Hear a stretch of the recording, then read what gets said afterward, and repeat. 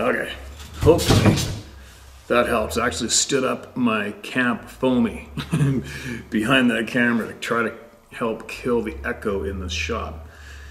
And I can't open up the shop doors because my neighbor, bless his soul, such a good man, retired. He's done it all. He's owned a huge logging outfits, mills, done all sorts of stuff, hand built all these old Model T cars from rust shells, hand built them all the way up by himself and painted them. I don't know how he learned how to do all that. Had a plane, and he's retired. He sold the mill down the road, and he has a whole bunch of log equipment in the yard still. It's kind of funny. I don't think those hard-working old boys, they just can't stop. And he has his skidders fired up right now. I don't even know what he's doing. He's always doing something with his toys in his yard, his equipment. And he's out there in the next pasture over doing something with it. I haven't a clue what. So I can't open up the shop door, otherwise the motor sound from his, you can probably hear it now, from his skidder. Anybody who's not familiar with a skidder, Google it up. It's a big chunk of equipment. So anyway, I could talk to that man for days. I love talking to our senior people of society. They know more, they're much wiser, and they're usually filled with just a wealth of knowledge, right? Anyway, gonna get my voices heard. Sarah's still away. She's back east in New Brunswick, visiting the family. I had to sleep in today. I just beat the crap out of me. We had something really weird sounds in the next lot over last night. Kids woke me up. I'm out there in my underwear with a rifle, walking around trying to figure out what it was, but the horses weren't freaking out, and that's how I gauge for me. If the horses aren't freaking out, I'm good. The horses didn't really seem to give a shit. I don't know what it was. Maybe some kind of weird bird. I don't know. I think we got a video. We recorded the sound, but whatever. So I went back to bed, but either way, I ended up getting 2.5 hours sleep, and then I was up at 4:30, and then I drove for an hour and a bit. And then I hiked a mountain, filmed the elk, found some elk, and then came back. So I was beat. Had to sleep last night. Tried to sleep in this morning. Still hasn't rained. Still dry as dry. It's absolutely unbelievable. It dumped snow here a year and a week ago. And right now it's like we're living in Nevada. But anyway, I'm going to get some voices heard, and I'm going to be up again at 4:30 tomorrow morning, and a friend of mine and I, we're going to go really hunt down some monster elk tomorrow. Hopefully call some in and get some wicked video. That's what I'll do tomorrow. Of course I'll share it all. But in the meantime, here we go. Some more recent ones, alright? The emails are really piling in, it seems lately. It doesn't really come, it's steady nonstop. There's emails coming in every single day. But they just don't stop. Nope. Did he shut down his skidder? Sounds like it. Might be able to open up the shop door. You know, if I do, he's going to start it up again, right? Well, let's try this right now anyway. Okay, listen to this, you guys. Young men having fun on a military base. Hi, Steve. I try to watch all your videos, but on occasion I miss one or two. Having said that, if you have read my prior email to you, please disregard. Back in the early 80s, a friend and I used to sneak on the military base to hunt and target practice. Did the same. There's a large wooded area outside of Battle Creek, Michigan, called Fort Custer. Okay, I'm going to try to open up the shop. All right. Okay, let's see if he keeps it shut down. It's weird how that helps. That shop door really makes a difference with the echo. Now, sorry about that. One day we decided to take my red-bone coonhound into the woods on the base and let her run and use her nose. We got a couple hundred yards back into the woods towards a hollow that basically had a swamp in the bottom. As Lady, my redbone, ran down into the hollow, we heard what I can only describe as a loud scream and a howl. We also then heard footsteps, loud splashes, as if something was walking through the swamp at the bottom of the hollow. We both looked at each other in sheer terror. I asked what the blank was that. Just as I asked that question, a lady came up hauling ass and blew right by us. Just a few weeks prior, the local newspaper, the Battle Creek Inquirer and News, ran an article of a state police trooper seeing Sasquatch while he was on patrol in the area. We did call the newspaper and told them what we experienced. They ran the article, and at the bottom of that article, they said what we experienced was a crane. And the splashing that we heard was nothing more than the tips of the bird's wings tipping the water as it flew away. We both read that article and thought, bullshit. A few weeks later, ironically, one of the major networks ran a Bigfoot special on TV. It had live recordings of the sounds that Bigfoot makes. We both went white as a sheet when we heard those sounds.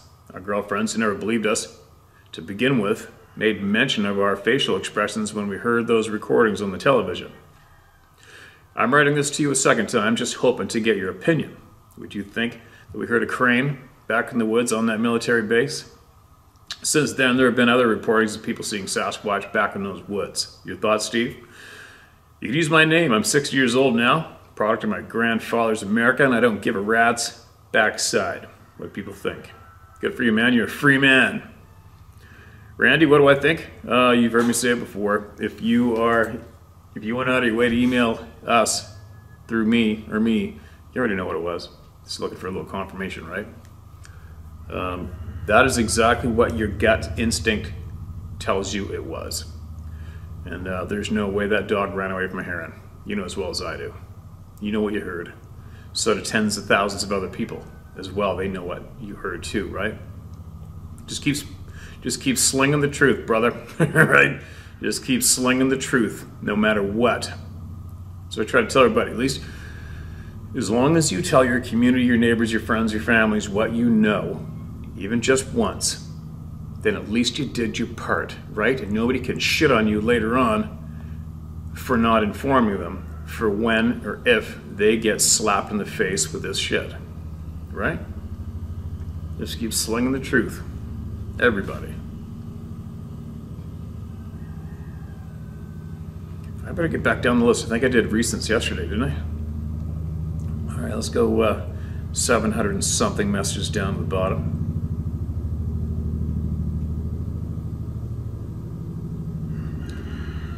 many puzzle pieces. Okay, hold on a minute. Oh, we read that one.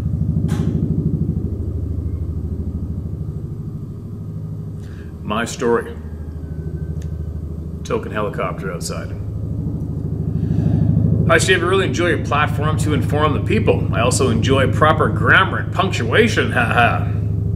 Condolences to the loss of your pal, Mr. Macaroni.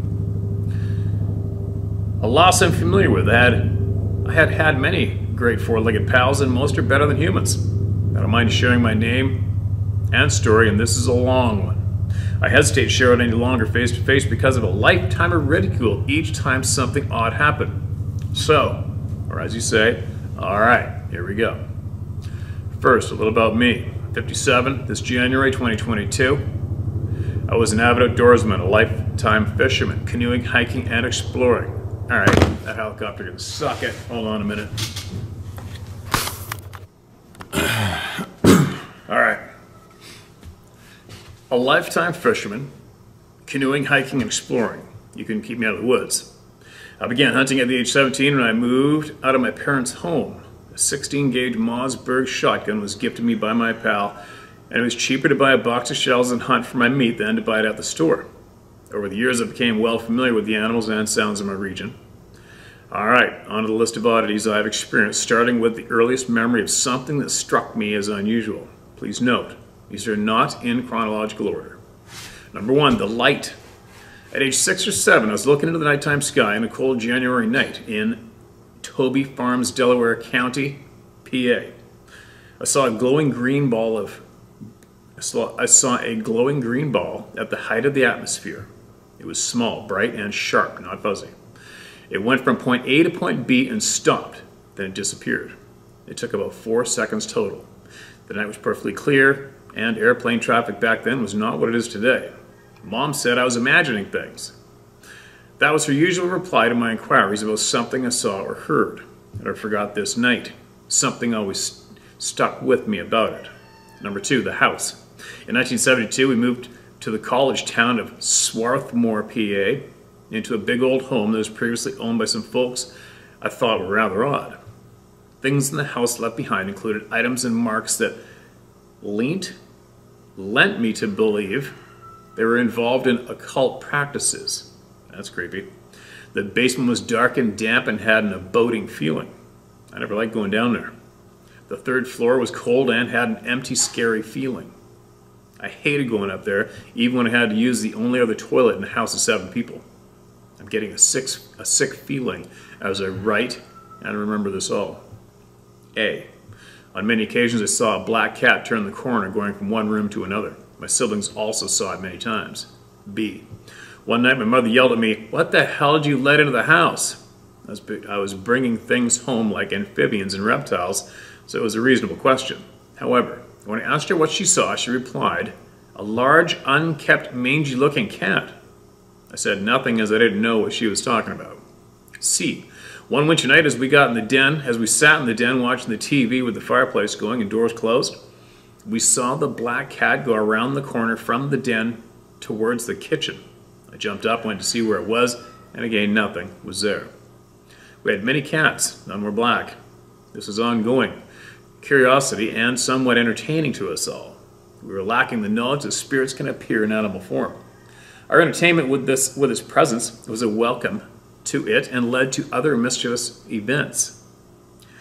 I can't adequately express the hate I had for the basement and the 3rd floor. I often felt the house was looking at me when I was outside working in the yard or hanging out in the park across the street.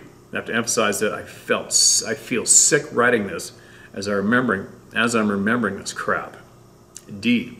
On occasion I heard my younger brother, who slept on the 3rd floor, yelling at someone to get the hell out of his life. I went up to see if he was okay, and he was in tears. And the room as cold and felt very wrong. He refused then and to this day to discuss what happened. E. One of my younger sisters was haunted by nightmares where our recently deceased grandmother was in her room bothering her. This sister was only 7 or 8 years old, no mind for the twisted or macabre. She was an innocent child, so what the F? F. One day in particular, I came home from a day out misbehaving with my pals, and as I laid in my bed to relax, there was a lot of noise coming from my brother's room on the third floor. Furniture dragging, banging, etc., and it was loud. I yelled up through my ceiling that he'd best stop or I was coming up there to kick his ass. Well, it didn't stop. My threat was met with an increase of intensity. Really? What the F? My brother would have stopped, trust me. Well, I jumped up and ran up the stairs to the third floor, and no one was there. It was ice cold.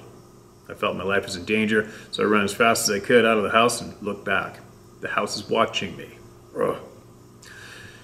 Gee, one day I had two friends over. We were just hanging out. My older sister came into the room to talk to one of my pals who she thought was cute.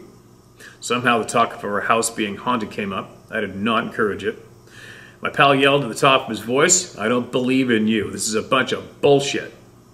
He then started laughing and dared it to show itself real. I scolded him, "You're an idiot," and I ran out of the house again. He quickly followed, as did my other pal, saying it got very cold and they didn't want to be in my house anymore. Now, these accounts are not about my experience in the woods just yet, but I'm building the history of the odd and unusual things I've experienced that I can't talk about without being ridiculed or put in a madhouse, okay? Or, all right.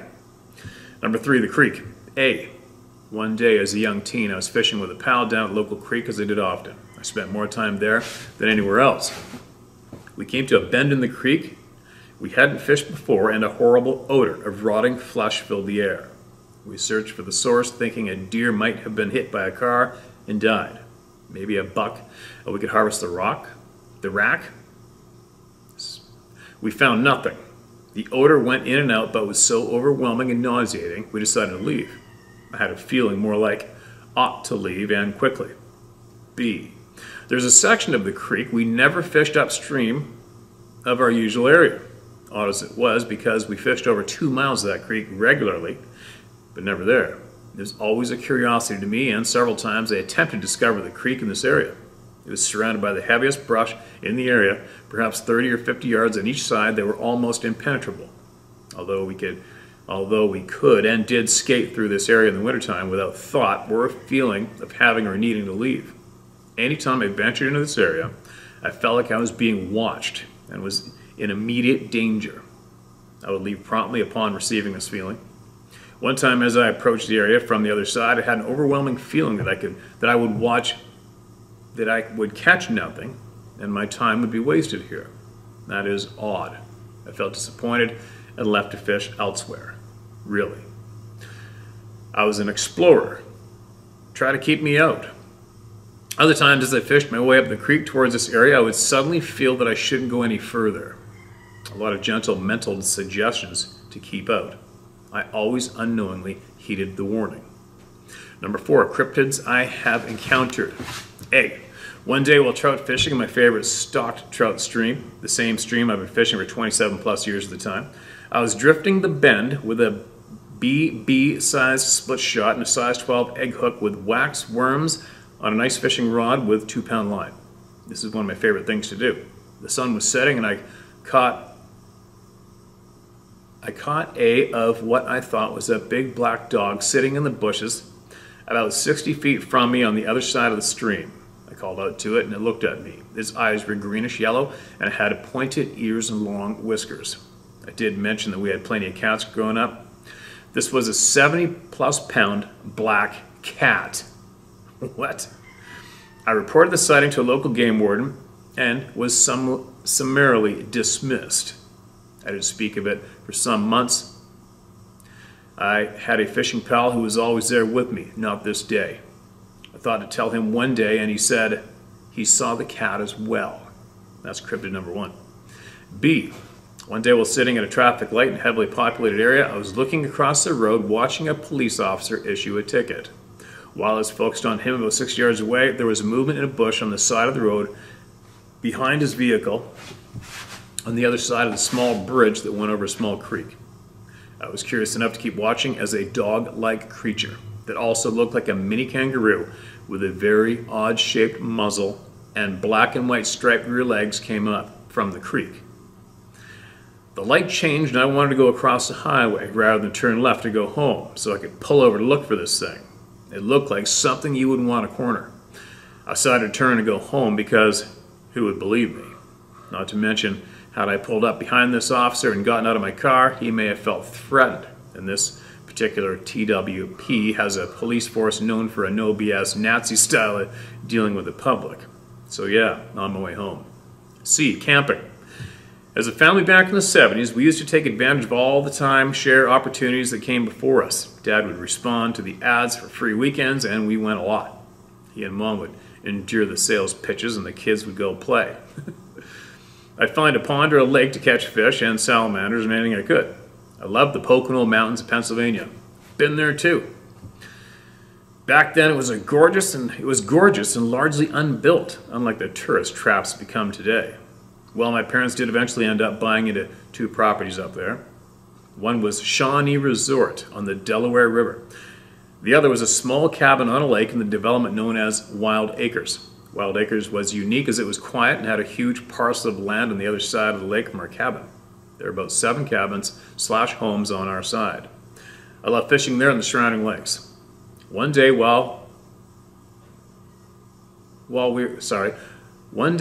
we were there, my brother and one of my younger sisters decided they were going to canoe across the lake and camp for the night. As they were setting up camp, they heard a lot of movement in the brush and small trees just outside of view. It was dense forest then. They thought nothing of it. Why would they? The canoe was right there and they could run if it was a bear. Towards evening, as they're settling in, they heard voices talking back and forth. 3 distinct beings and locations surrounding them. They also heard a wood knock. My brother knew that bears, deer, and elk made no such noises like they were hearing, and he called out to see if they would get a response. He did, a growl. A low, long growl that convinced him to leave. They both felt threatened and hustled back, leaving some of the gear behind. What the hell? D, a youth retreat. Age 14, 15, I attended a youth group at a not-so-nearby church. I loved it. It was one of the few good influences in my life since my grandpa passed away. While they planned a retreat in the Pocono Mountains on a farm, I couldn't wait to go.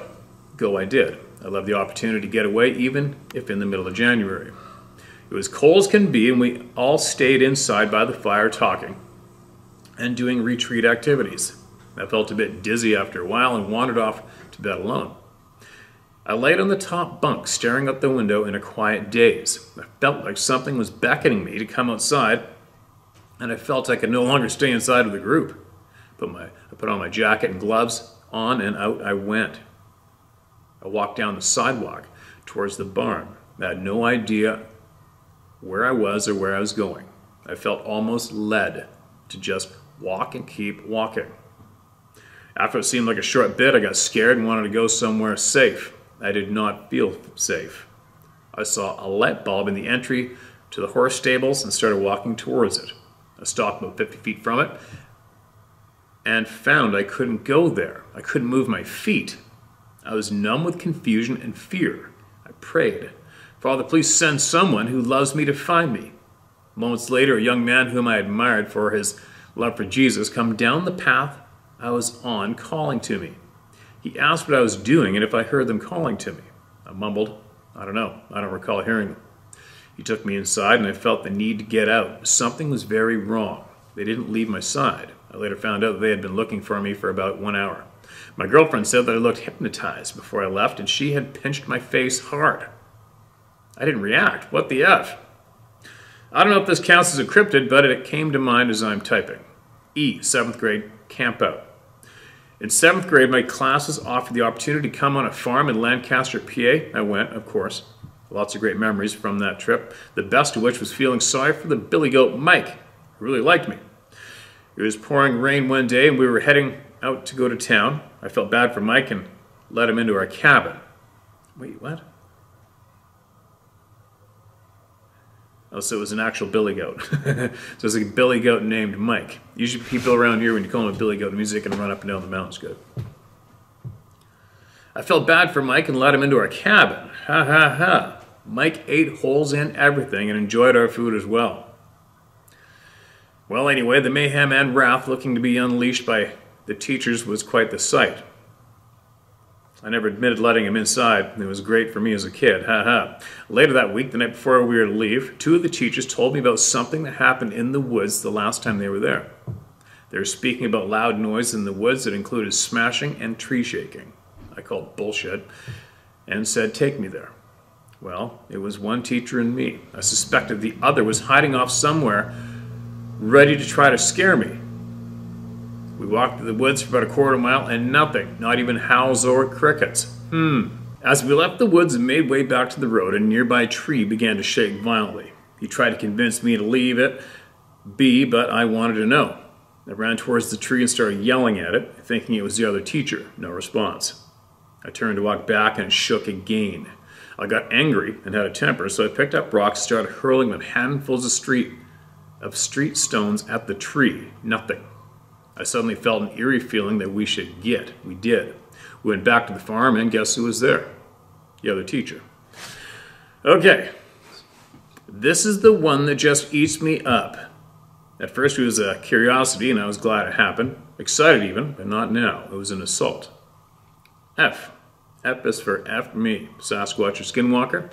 I believe the year was 1990. My best pal and fishing buddy of 17 years and I made a tradition of going north to Lake Wallenpolpak every opening day of trout season. We made great memories together. I'm actually taking a break from typing this as it's mentally exhausting. On the way to our destination, we always took the same route. There was a repair work being done and there were signs everywhere of a detour ahead. We were adventurous and said, bah, we can figure our way. And I took the next exit off RTE 380. Both of us had been in new home construction for almost 2 decades and we both had great sense of direction. No worries. I pulled off the main highway and we found ourselves in what can only be described as a small 1.5 lane road cut into a mountainside. To our left was a 60-degree incline and the same to our... Okay, hold on a minute. To our left was a 60-degree incline and the same to our left going down. It was heavily wooded, thick and impenetrable by our observation. I drove slowly, about 15 miles an hour, and it was early spring and we were going through heavy fog banks as we went up and down and along this winding road. After 30 minutes, we decided to pull over and check our map. We always had maps back then to find new fishing holes.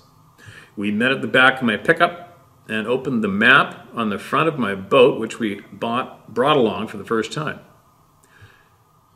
We located our exit point from the highway and began discussing the time passed since and how far we estimated ourselves to have traveled and what road we might be on.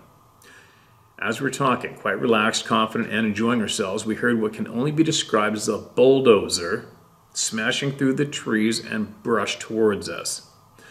It was late at night and very silent, except for us and that, whatever it was. The cracking of branches, and I suspect trunks, was loud. These were not small sticks or twigs being broken, but large pieces of lumber. It stopped. I thought, moose, elk, not a bear. We dismissed it with an acknowledgement of, wow, that was something, and continued talking. I estimate it was about 75 to 100 yards away. That's really close, actually. We went back to the map for a moment when it happened again, now about 50 yards away, tops. I said to my pal, if you hear that again, you better be in the truck because I'm getting the hell out of here. No sooner did I finish saying that when it came at us again at about 20 yards and let out the most god-awful, horrible, threatening bellow of a scream that I can only hope to describe. It started out lower than any animal could have and louder than any animal could have. We felt it in our bodies and the windows on my truck rattled. That's frickin' amazing. And that is basically the same description time and time again. I don't want to experience that. It went on long and loud with a rising pitch and finishing off to what I can only call a woman being torn to pieces. Said basically every other person who experienced that. Louder and longer than humanly possible. Longer and louder than anyone could ever believe. The message was clear. Get off my mountain. Next thing I knew, we were driving away saying, what the hell was that? My buddy, who was a smoker and a drinker, he did plenty of both that night.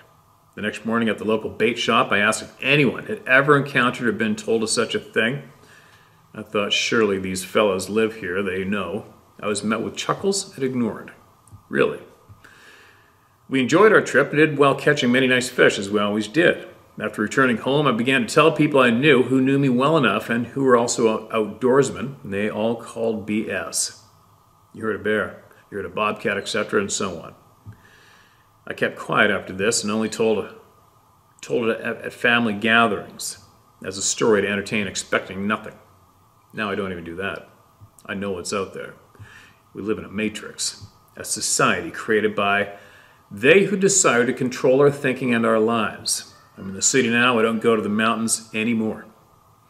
I see the matrix and I'm doing what I can to open the eyes of those I love. Thanks for your platform, Steve, and never give up the podium. I've included a picture from Google Maps of the area where this thing assaulted us verbally and emotionally. I enjoy your opening videos and music and all the wilderness you share. I was meant to be a mountain man, but I married a city gal. The woman of my dreams. She keeps me on my feet. She keeps my feet on solid ground and makes me want to be a better man. You live in the dream, brother. Take it easy and keep the beasts off your property. Michael Nino, Upper Darby, PA. Scranton. I remember driving through Scranton. There's the map. Anyway, guys. Many will be familiar with that area. Many won't. Kind of funny. I don't really think about it too much, but I sure have been to a lot of places in the States. When people write in and tell me where they were, and I'm like, oh, I've been there, I've been there, I've been there. It's kind of funny. That's a handful of shit's going on in a lifetime, man. You know, the stuff that went on in the beginning of the story, the stuff that, me personally, I'm just not into it. I'm not into it because I don't want nothing to do with that shit. I'm not familiar with it, I don't have it in my life, and I don't want it in my life. And so I don't have any input for that sort of thing going on inside of a home. I just don't. I don't look into it. And I don't have many people who talk to me about it. So you put the scream rattling your body in your windows of your truck. That is something else, right? How many people have experienced that? Too many. Too many.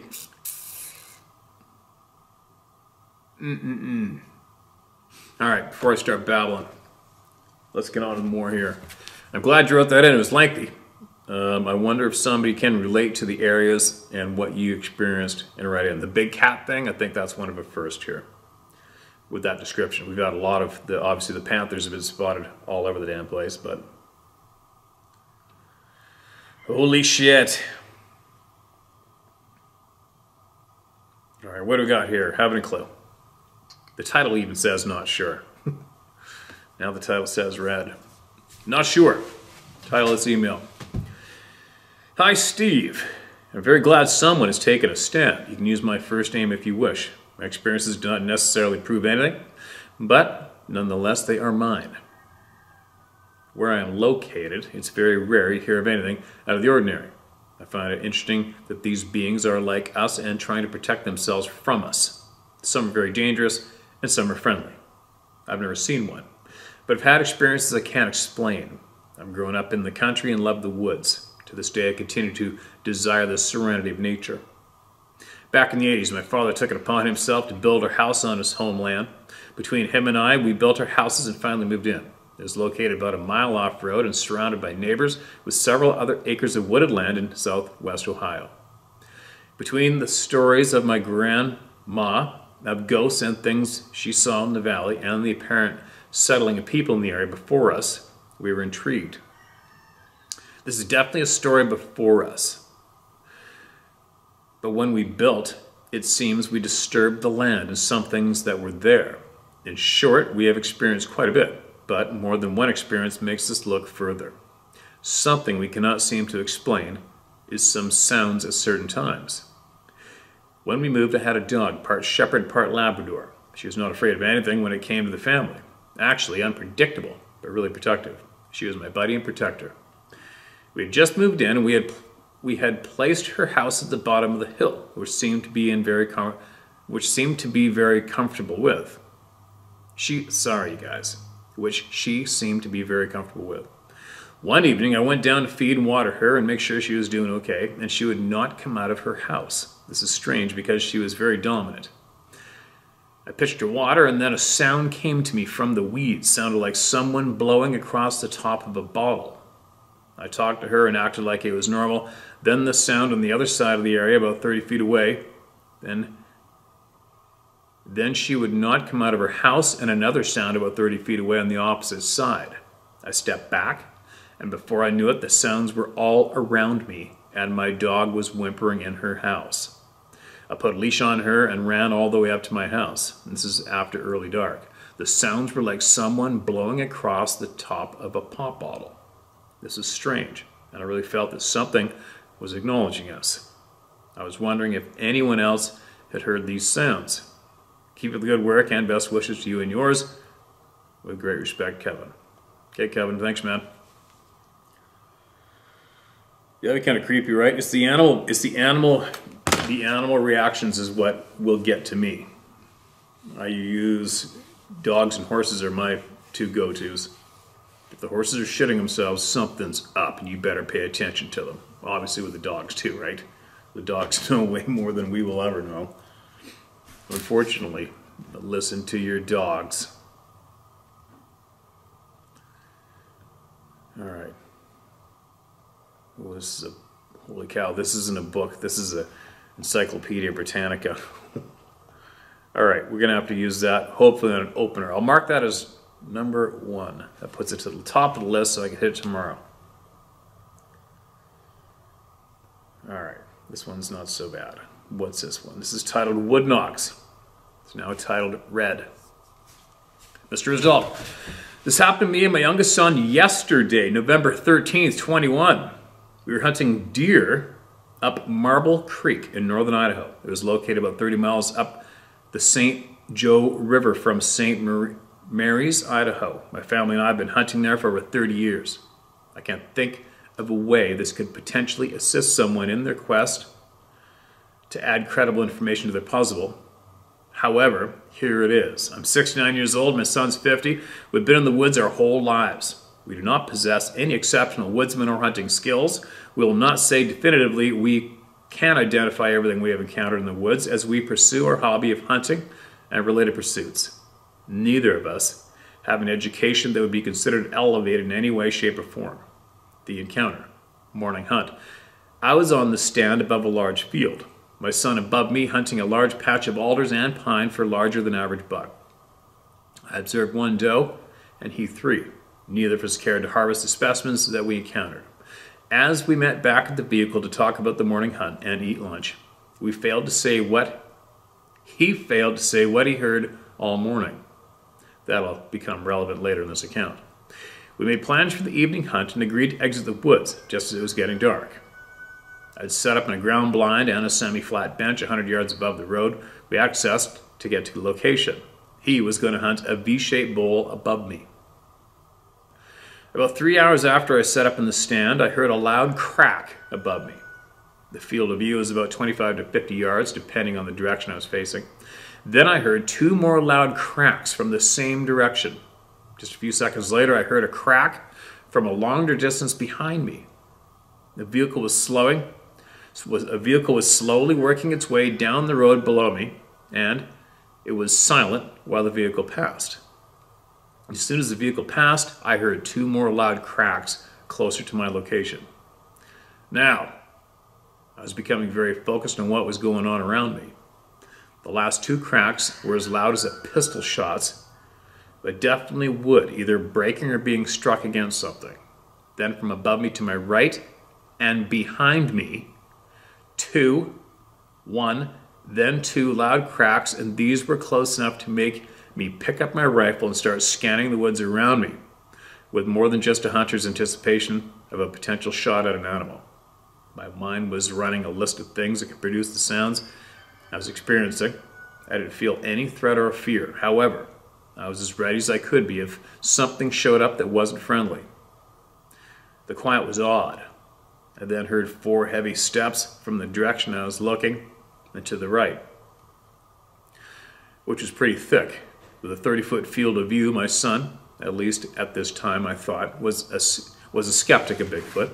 So I started to wonder if he was the cause of the ruckus going on. Immediately the thought come, There is no way he could move the distances to produce the sounds I was hearing and with the volume I was hearing them. We hunt in full camo, matched to the timber, and greenery we hunt in. Yet I was aware that whatever was causing this knew where I was. These events continued for another hour, always in patterns. The cracks would occur 1-2-1 or 2-1-2 patterns, with 1 3 count and 1 4 count event happening only once. The footsteps would be 3 to 5 steps and then silence. I had trouble understanding how they could sound as heavy as they did. It was almost dark now and I could make something coming my way from just below me. I could see a dim light every now and then, and my son finally came into view. I asked him if he heard all the cracking and stomping. He made the comment that the loud cracks had followed him all during the morning hunt. He told me that he had entertained the thought that I might be the cause of all the noise going on, to joking with him. Sorry, I'm reading a little off this morning, I don't know why. Then he arrived at the same conclusion I did. I could not have covered the distances or had the physical capabilities to perform the noises he was hearing. He did say he did not hear any footsteps. While we were talking, the cracking seemed to be coming from at least 3 directions around us. And this is where he drops the bomb on me. He told me, last year down the road where it bends, not 300 yards from where we parked the vehicle, he observed a man climbing the opposite ridge faster than what he thought would be possible for someone to accomplish. He said it looked like a man wearing a poncho with the hood up. He was swinging his arms from side to side as he progressed up the ridge. The road progresses around the corner and has a turnout at the top of this ridge. My son was on his four-wheeler, so he quickly covered the half-mile to the turnout and discovered there was no vehicles parked there, if it was a hunter. No one was around. Then he tells me, Dad had been on that ridge and I had to sling my rifle on my back and use both my hands to climb up to the road. My conclusion is that Bigfoot does exist. These are the details I'm able to relate. I apologize for the length of this account. I'm an ex-police officer. I hope this is enough detail to answer any questions you would have. You can use our names as we really don't give a flying poke at a rolling... You can use our names as we really don't give a flying poke, a rolling donut, what anyone else thinks.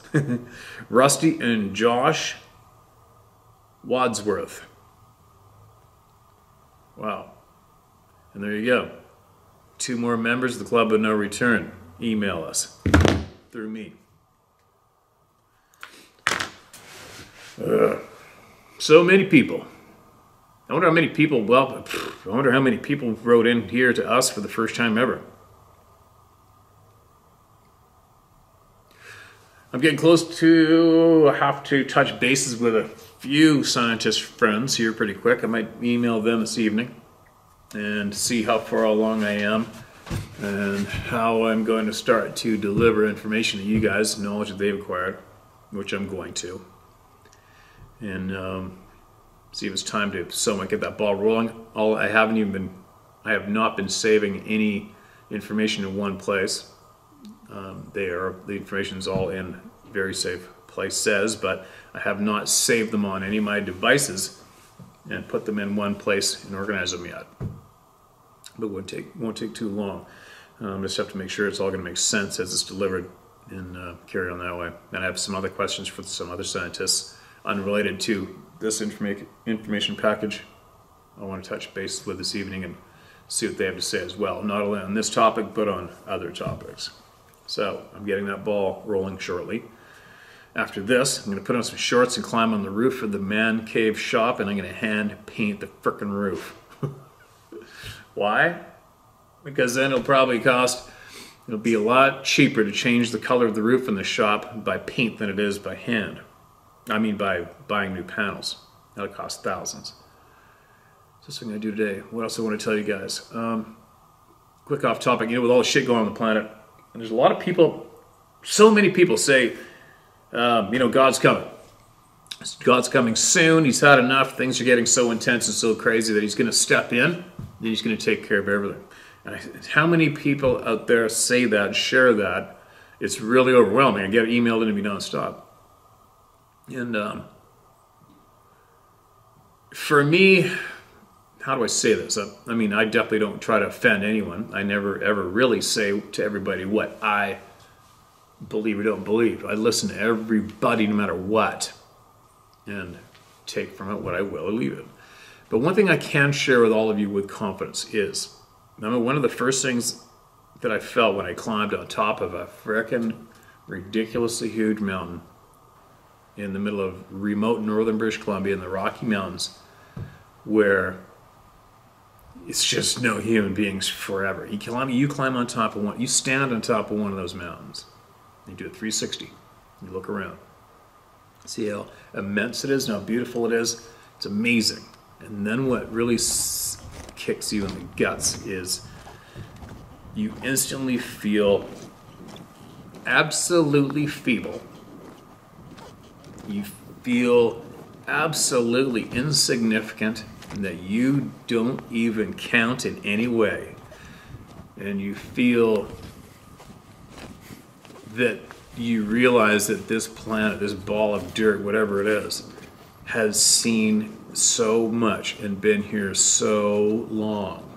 And myself is whatever I am not even a half of a blink to my surroundings, to that mountain, to the earth I'm standing on. I am nothing. And that was one of the first stomach punches I got early in life when realizing just how immense and powerful and huge this place we call home is and how insignificant we are. We are nothing. Nothing. And millions of us have come and gone. But the mountain I stand on is still the same. Absolutely beautiful. Who knows how long it actually really true, how old it really is. And it just gives you a different perspective on life, right? What's going on. So, get back to what I was opening up with. You know, I actually Googled up because, you know, you think about how bad things are getting, but you got to think about how bad things have gotten for people, not here in North America, but other places. And you got to wonder, well, how come nobody rose up to save their asses? Right? And that's going to be the simple answer. And listen to you guys. Don't be getting offended. This is open conversation, me being innocent, and I'm asking innocent questions that I am curious to get answers for. All right? Because I get a lot of shit thrown at me, and people tell me that this is the way, and you better believe this, and you better accept this, or whatever, right? I'm like, okay, fair enough. But I got some questions. So here's an example. So back in World War II, 6 million Jews were killed, dead, and 5 million were imprisoned. That's a lot of people, man. That's a lot of prayers. That's a lot of people. That's very significant. At the same time, as an example, during that same time period, 24 million Russian people, both civilian and military, were killed. And this wasn't, lethal injection. This was deaths of horrific proportions that can only be described as absolute hell, right? The various ways of death, all these millions of people experienced most horrific, disgusting, horrible, satanic, I don't have the vocabulary to fully deliver it. You cannot think up a worse scenario, and it happened. But how come nobody rose up then? That's an honest question. You know, imagine all those people, especially the Jews. I mean, they all lived in flourishing businesses, most modern uptown communities, and systematically and rapidly, they started being attacked. The population started getting manipulated against them. They started getting spit on, kicked, and punched in the street. The next 6 their businesses were ransacked, ruined, taken from them, their homes were taken from them, and then they told them to pack up their belongings. They started marching them down the road, spitting on them, kicking them, punching them. And then they marched them into those train cars, right? All their belongings went into one and they went in the other. And off they went to go get killed. Now I'm saying that as an example of shit's getting bad. right? So just imagine, put yourself back there then, and you're looking at your family saying, shit's getting bad. Shit's getting bad here. Like, this is getting really bad and I'm nervous. This is getting so bad it's ridiculous. Now, I wonder what it would be like back then to be saying that, and then have a handful of people say it's in God's hands. Just leave it in God's hands. He's going to rise up, and he's going to make those bad people pay, and he's going to put an end to this. Well, it didn't happen for them. And that was significant numbers, and that was significant hell on earth, right? So, I'm not sure what I'm trying to say. Maybe I'm talking clear, maybe I'm not, but then I'm not denying the existence of God. I'm asking honest questions. That's what I'm doing, and I'm giving examples of truth, of facts, of what has happened in our past as human beings. So, what I'm saying is, when I'm standing on that mountain, when I'm in those mountains nonstop on what is I consider the real world, which I've been given, I know that I don't count and I am nothing. And I will come and I will go, and there isn't a stick or a rock or a tree around here that's going to miss my ass. It's just not. And I wonder if, what am I saying? I guess it's like the people that are dying right now, the shit sandwiches that are being dealt to every one of us, one after the other. Well, do we even count? Like, do we count? Who's coming to save our ass? If I look at the past history of the world, nobody has come to save anybody's ass except for the people, from what I've seen so far. Prove me wrong. Show me I'm wrong. Deliver me something to prove me that I'm wrong. But from what I can tell, it's choice. We all have a choice so far that I can see to make a difference. That I haven't seen anyone sit down on their ass and do and say nothing, but so-and-so's coming to save us. Just leave it in their hands. Because they haven't yet. Nobody has risen up and come to save anybody's ass yet in our history except for the people. Am I right or am I wrong? I'm pretty sure I'm right. So, the past examples of hell on earth have come and gone. Nobody rose up. No one from anywhere rose up that we weren't familiar with or never even saw before. They didn't. So, I don't know. I'm not confused. Sometimes I just get I get a lot thrown on my plate, a lot of thoughts, a lot of people are really chanting at me that it's in God's hands. He's coming. It's all scripture. End of times is here. The signs are here. Well, the signs were really here for those 30, 40 million people just a couple generations ago. The signs were really present then. Nobody rose up and saved their asses. Why not? I wonder why not, right? So, I guess what I'm saying at the end of this ridiculous little rant that probably doesn't make any sense is it's up to you. From what I have learned so far and what I can see, it's up to you to make a difference. And nobody else. And there's no one else is going to save your ass but you. Right? And that starts with knowledge, and that starts with all the people realizing that they control the future and they own the power. And to do the right thing. And everybody's got the choice to do the right or the wrong thing. Right? Anyway. Babbling. I just hope that everybody chooses to do the right things, shares knowledge, speaks openly, and realizes that it's up to you to stop the nonsense and the horseshit going down at any time. It's up to you. So there. Anyway, I gotta get rolling. That's a bit of a babble, wasn't it? I wonder if it even made sense. I'm gonna post it anyway, but too bad I wish I could take everybody, one at a time, and stick your ass on top of a huge mountain on a blue bomber clear day in the middle of frickin' nowhere on the face of this planet. Just stand you there. Just stand you right over there by yourself. And see how important you feel you are then, right? Feel how significant you are, and then try to figure out who actually really truly cares about your ass on the face of that mountain right now, and what is going to miss you right now if you disappeared. We aren't much when it comes to this planet. We aren't really that much. We are a blink. We're going to come, we're going to go. Anyway, babble, babble, babble. Share knowledge with each other and stand up and fight against what is not right. Because nobody else is going to. All right? Don't turn the other cheek. Try not to gaze at honest knowledge being passed on to you like a drooling window licker and then just walk away doing and thinking nothing. There's too many people doing that, and it's really upsetting. But there's nobody else is coming. Nobody's coming to help your ass but you and your community that you can create, right? Anyway, how's that for a babble? Talk to you. Sure, I gotta go. I gotta get this body moving.